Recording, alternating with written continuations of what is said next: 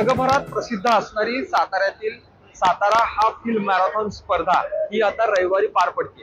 या स्पर्धेच्या एक्स्पोला आज सुरुवात झाली आहे। वेदांतिका राजे भोसले यांच्या हस्ते उद्घाटन करून या एक्स्पोला सुरुवात झाली। या एक्स्पो मध्ये विविध स्टॉल्स लावण्यात आलेले आहेत आणि एकूणच यामध्ये परवा दिवशी जे इथं रनर्स येणार आहेत या रनर्स कडून कोणत्या काही गोष्टी ज्या घ्यायच्या आहेत त्या या एक्स्पोतनं घेता येतात किंवा त्यांच्या ज्या चिप आहेत त्याच्यावर त्यांचं टायमिंग काउंट होतं, या सगळ्या गोष्टी इथं होत असतात। आपल्या सोबत या मॅरेथॉनचे आयोजक आहेत, आपण त्यांच्याशी बोलूयात। आता isakal.com आहे देशातील नंबर 1 ची मराठी न्यूज वेबसाईट। प्रत्येक अपडेटसाठी isakal.com ला नक्की भेट द्या। सर, काय सांगाल, 14वी हाफ हिल मॅरेथॉन पार पडते, मोठ्या प्रमाणात जगभरातून प्रतिसाद दरवर्षी असतो, यावर्षी काय परिस्थिती आहे? नमस्कार, मी Vishal Dhane, vice president JBG Satara hill half marathon. यंदाचं आपलं हे 14वे वर्ष आहे, ज्याच्यात आपण थीम घेऊन आलोय बॅक टू रूट्स, म्हणजे पुन्हा आपल्या मूळ गोष्टींकडे आपण जाणार आहोत। म्हणजे काय तर मानवाच्या उत्क्रांतीपासून आपला पहिला व्यायाम काय, चालणे आणि पळणे। नंतर आपण इतके पळायला लागलो की ऐहिक आणि भौतिक सुखांच्या मागे एवढे पळता पळता आपण दमून गेलो आणि वेगवेगळ्या प्रकारचे शारीरिक व्याधी तसेच मानसिक आजार सुद्धा हे दागिने म्हणून आपण वापरायला लागलो। यंदाच्या आपण थीम मध्ये बॅक टू रूट्स म्हणजे परत निरोगी सुदृढ या मानसिक आणि शारीरिक दृष्ट्या निरोगी आणि सुदृढ राहण्याकडे भर द्या ही थीम घेऊन, बॅक टू रूट्स ही थीम घेऊन यंदाच्या पर्वात आपण आलेलो आहे। माझी सर्वांना विनंती आहे, जगभरातल्या सर्व रनर्सना, की एकदा तुम्ही साताऱ्याचा रूट पळून बघा, धावून बघा। निसर्गाच्या कुशीतल्या या रूट वरती जाताना तुम्हाला निश्चित तो आनंद मिळेल आणि पुन्हा आपल्या बॅक टू रूट्स कडे आल्याची जाणीव तुम्हाला मिळेल। धन्यवाद। नेहमीच या रूटवर पळण्याची सर्व स्पर्धकांना इच्छा असते, जगभरातून स्पर्धक इतके येत असतात, एक स्वप्न आहे या लोकांचं। यावर्षी काय परिस्थिती, किती लोकांनी सहभाग घेतला किंवा नवीन काय केलंय आपण? नमस्कार, मी doctor Avinash Shinde, race director JBG Satara hill half marathon 2025।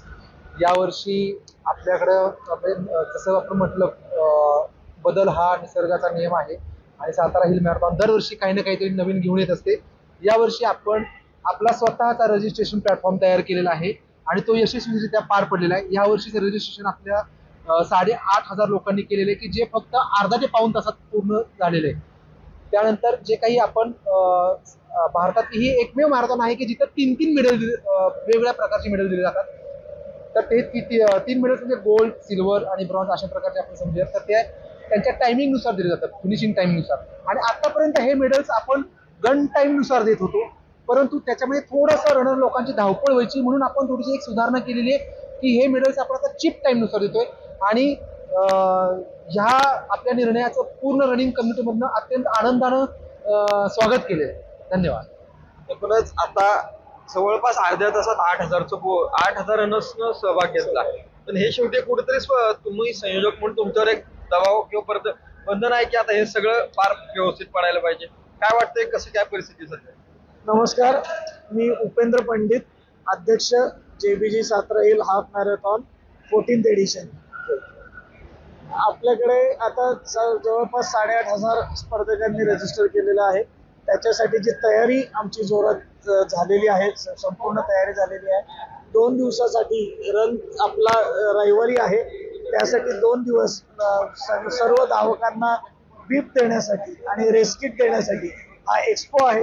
या एक्स्पोचंच नुकतंच माननीय श्रीमंत छत्रपती सौ वेदांतिका राजे भोसले वहिनी साहेब यांच्या हस्ते उद्घाटन झालेलं आहे।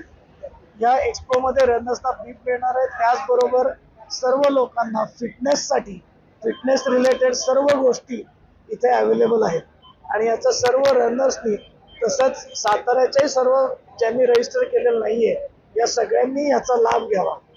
त्याचबरोबर यावर्षी आपण जी आपली थीम आहे बॅक टू रूट्स, तसंच आता जाताना ज्या शाळा आहेत आणि ज्या प्रायमरी स्कूल आहेत त्या लहान मुलांसाठी त्यांच्यामध्ये ही खेळाची संस्कृती रुजावी म्हणून आपण त्यांना सर्व स्पोर्ट्स किट आणि एक छोटी व्यायामशाळा ही या उपक्रमाअंतर्गत यावर्षी त्यांना अवेलेबल करून दिलेली आहे।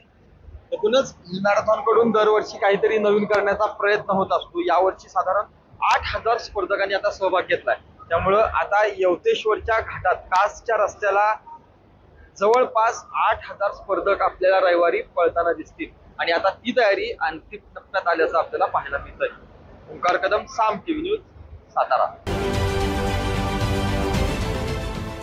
देश विदेशातील प्रत्येक घडामोडींचे लाईव्ह अपडेट मिळवण्यासाठी आता साम टीव्हीच्या सर्व सोशल मीडिया प्लॅटफॉर्मला लाईक, फॉलो आणि सबस्क्राईब करा. तसंच सर्व नोटिफिकेशनसाठी बेल आयकॉन प्रेस करायला विसरू नका.